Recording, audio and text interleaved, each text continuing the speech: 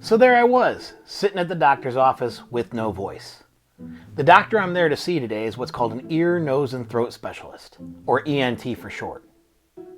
She has this long, flexible rod that has a camera at the end. She sticks it up my nose, down the back of my throat, and down to see my vocal cords. I feel like I want to gag. She's actually got my tongue out in front of me and is telling me to say, ah, so that way she can get a good clear picture. Trying to get my vocal cords to vibrate.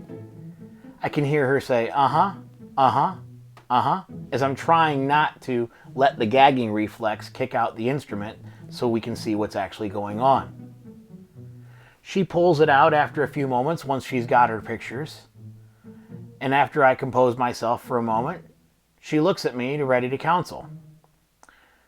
She tells me that I have what's called a polyp on the side of my vocal cords.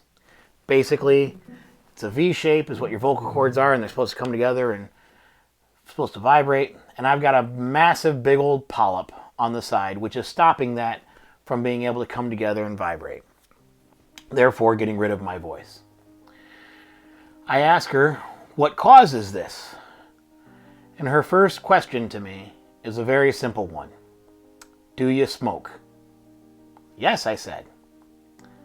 She looks at me and says, well, it doesn't happen to every single smoker. However, it does seem to affect them.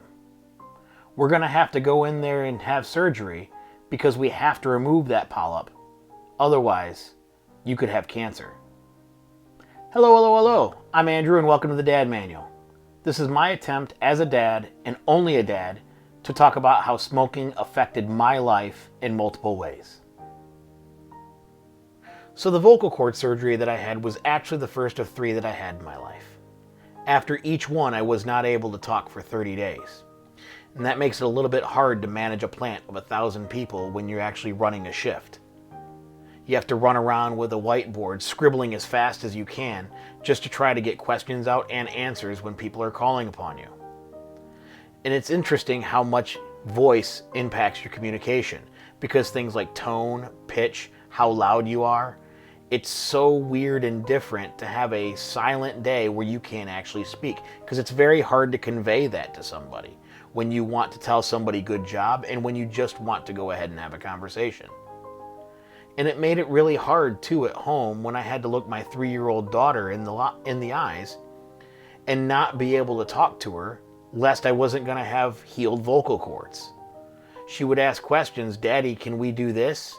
And I can't write anything down on a whiteboard for her because she's 3 and she can't read. It was hard to sit there and not be able to tell her that I loved her every day.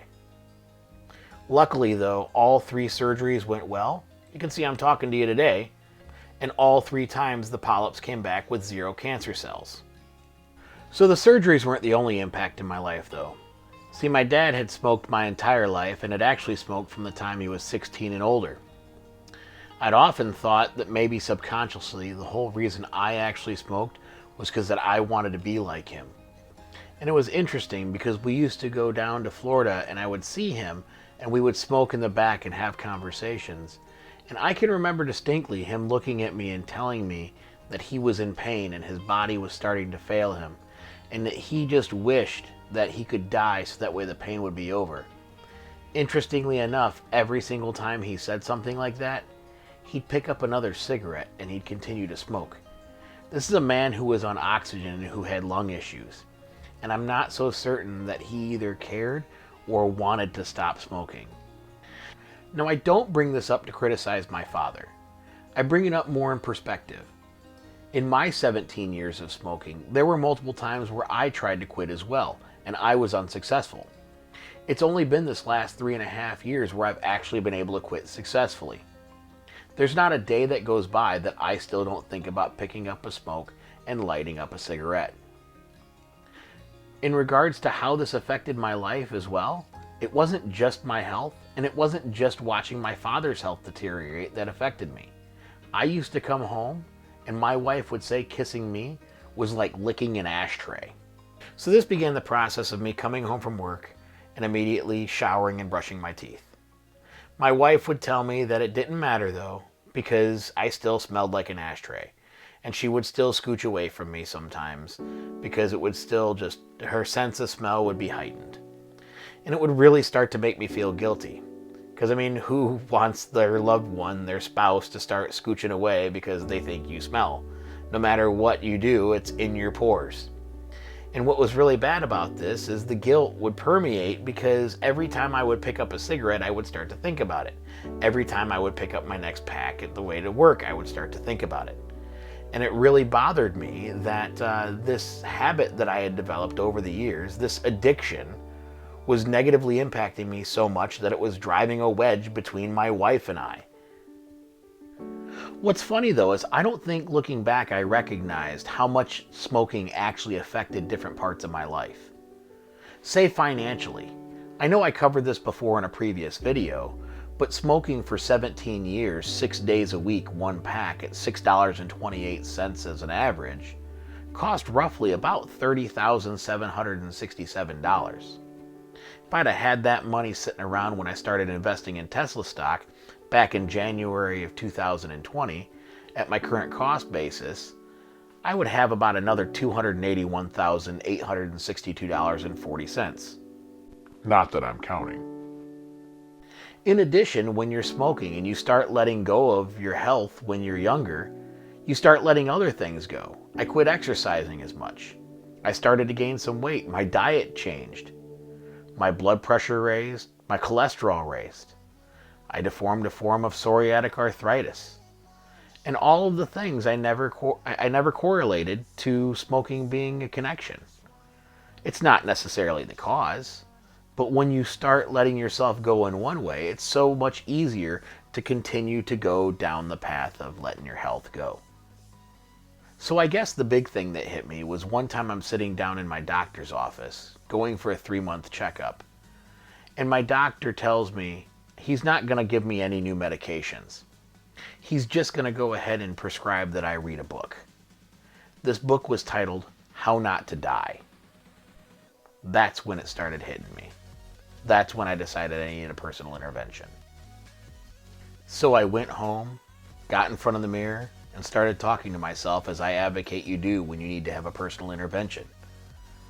I said, Andy, if you don't take care of yourself and you don't start making changes, not only does your wife not want to be around you, not only is your health deteriorating, not only are you missing your kids growing up, but sooner or later you're not going to be around. If you don't take charge of this, things are going to be different because you won't be there. What's funny is even though it's been 3.5 years, sometimes my daughter will still comment about how my old car used to smell because I smoked in it.